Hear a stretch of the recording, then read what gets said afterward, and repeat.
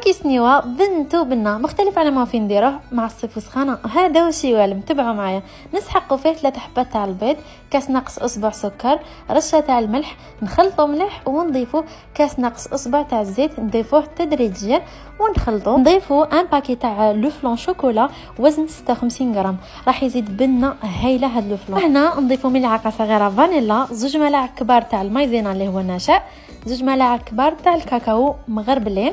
نخلطوا ونضيفوا حوالي 260 غرام فرينه، نتوما على حسب الفرينه تاعكم، دوك تشوفوا القوام تاعها كيفاش يكون.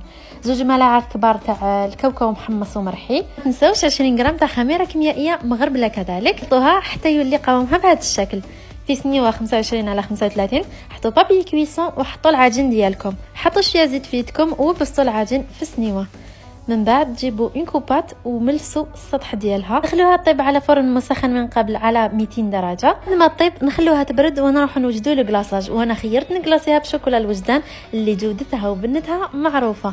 ذوبتها فوق حمام مائي وكلاصيت بها الكروكي ديالي. ما برد انا زدت زينتها بحبيبات الشوكولا، نتوما تقدروا ديروا فيرميسال، التزيين يرجع ليكم. ما تنشف الشوكولا، قطعوا الكروكي ديالكم. وهذه هي النتيجه، نتمنى تكون عجبتكم وتجربوها لانه بزاف بنينه، صدقوني بزاف بنين هاد الكروكي. ما تنساوش ديروا لي جيم كومونتير وتبارطاجيو الوصفه.